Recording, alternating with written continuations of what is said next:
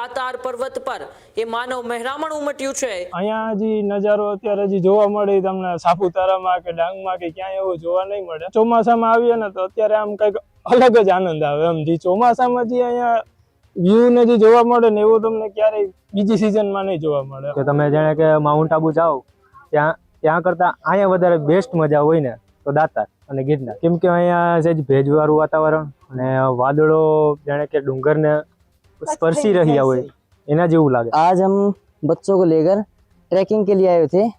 एक तो वातावरण जो है वो बहुत साफ है, हवा बहुत अच्छी है यहाँ पे, और अगर आपको घूमना है तो आप बिल्कुल आइए, ठीक है। इतनी दूर जाने की जरूरत नहीं है, सेम टू सेम उससे बेटर आपको मिलेगा यहाँ पे वातावरण। आप एक बार आओगे तो इधर मन लग जाएगा, आपको पता भी नहीं चलेगा कि आप शिमला में हो, माउंट आबू में हो या जूनागढ़ में। અહીંયા વરસાદ આવે છે, બહુ મસ્ત સારું એવું વાતાવરણ છે, તો બધા તમારા ફ્રેન્ડ્સ અને ફેમિલી સાથે ફરવા આવજો।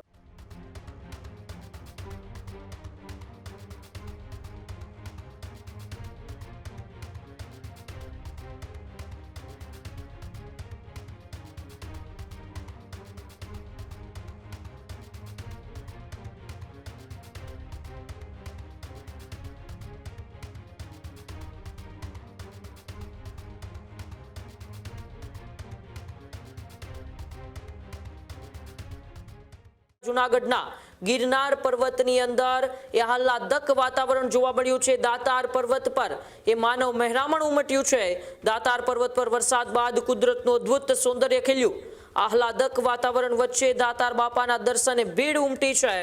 લીલીછમ હરિયાળીએ દાતાર પર્વતને સ્વર્ગ સમાન બનાવ્યો છે, ત્યારે વાદળો અને ધુમ્મસ વચ્ચે દાતાર પર્વતનું એ મનમોહક રૂપ પણ જોવા મળ્યું છે। ઠંડા પવન અને ઝરણાએ પ્રવાસીઓનું મન મોહી લીધું છે।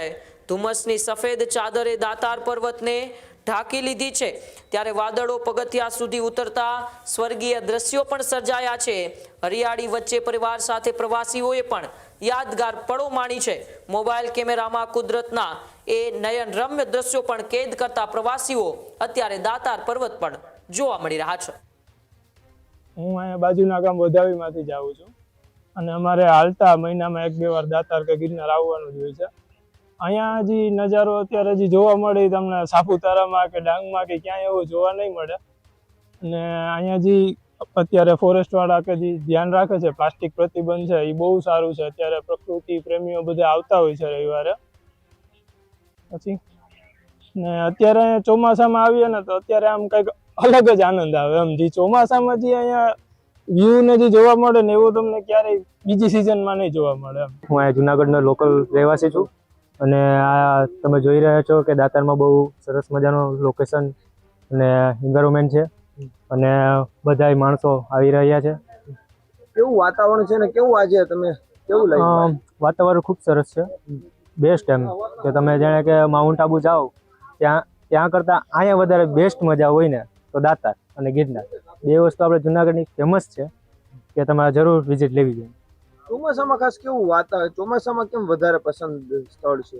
કેમ કે અહીંયા સહેજ ભેજવાળું વાતાવરણ અને વાદળો જાણે કે ડુંગરને સ્પર્શી રહ્યા હોય એના જેવું લાગે, અને તમને આમ अलग फील આવે।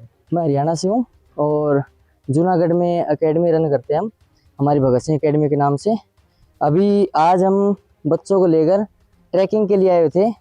एक तो वातावरण जो है वो बहुत साफ है, हवा बहुत अच्छी है यहाँ पे, और यहाँ के स्टाफ का एक अच्छा चीज़ लगा मेरे को, जो अभी फॉरेस्ट का जो भी स्टाफ है यहाँ पे वातावरण को शुद्ध रखने के लिए प्लास्टिक का उसका प्रतिबंध लगाया हुआ है, उस पर बहुत अच्छी निगरानी है उनकी, ताकि जो हमारा वातावरण है वो ख़राब ना हो। और बाकी मौसम आपके सामने है, बहुत अच्छा है। और दातार बापू के दर्शन करने के लिए आए हुए थे हम, साथ में हमारा प्रैक्टिस भी हो जाता है और साथ में दर्शन भी हम करते हैं। जैसा माउंट आबू और सब में लोग जा रहे हैं, लेकिन यहाँ का वेदर और वहाँ का क्या कहोगे? देखो, अब जो जा रहे हैं उनका तो हम कुछ नहीं कह सकते, लेकिन अभी हम इधर हैं तो हम ये बता सकते हैं अभी बहुत बेस्ट लोकेशन है। अगर आपको घूमना है तो आप बिल्कुल आइए, ठीक है। इतनी दूर जाने की जरूरत नहीं है, सेम टू सेम उससे बेटर ही आपको मिलेगा यहाँ पे वातावरण। आप एक बार आओगे तो इधर मन लग जाएगा, आपको पता भी नहीं चलेगा कि आप शिमला में हो, माउंट आबू में हो या जूनागढ़ में हो। ऐसा मौसम है अभी तो। હું અહીંયા દાતારમાં ફરવા આવી છું। અહીંયા બહુ મસ્ત વાતાવરણ છે, દાતાર બાપુના દર્શન કર્યા છે અને હવે અમે નીચે જઈએ છીએ. અહીંયા વરસાદ આવે છે, બહુ મસ્ત સારું એવું વાતાવરણ છે, તો બધા તમારા ફ્રેન્ડ્સ અને ફેમિલી સાથે ફરવા આવજો. બહુ ટ્રાફિક છે અહીંયા, વાતાવરણ ખૂબ સારું મસ્ત છે, એટલા માટે ટ્રાફિક થઈ જાય છે. શુદ્ધ વાતાવરણ છે, ઓક્સિજન સારું એવું મળે છે. ખેડૂત ભાઈઓ છે ખેતરમાં ડ્રોન ઉડાવતા હોય છે ત્યારે આપણે એક પ્રશ્ન સતાવતો હોય છે કે જે આપણે અત્યાર સુધી જીપીએસ ટેકનોલોજી વાળા ડ્રોન વાપર્યા છે, જેથી કરીને મોબાઈલ ટાવર છે અથવા તો હાઈ ટેન્શન લાઈન પસાર થતી હોય, કોઈ વૃક્ષો હોય, ત્યારે જે જીપીએસ ટેકનોલોજી વાળા ડ્રોન છે એમાં ટકરાય અને ટ્રેસ થાય છે. પણ એગ્રીવન લાવ્યું છે GNSS ટેકનોલોજી ડ્રોન, જેથી કરીને એ ડ્રોન છે એ કોઈ જગ્યાએ ટકરાય નહીં, પોતાની રીતે જ ડિસિઝન લે છે અને મૂવ થઈ જાય છે, જેથી કરીને GNSS ટેકનોલોજી ડ્રોન છે એ વાપરવાનો આગ્રહ રાખો. અત્યારે જ ન્યૂઝરૂમ ગુજરાતની યુટ્યુબ ચેનલને સબસ્ક્રાઇબ કરો અને ઇન્સ્ટાગ્રામ અને ફેસબુક પર ફોલો કરો. અપડેટ રહો, સત્યની સાથે રહો.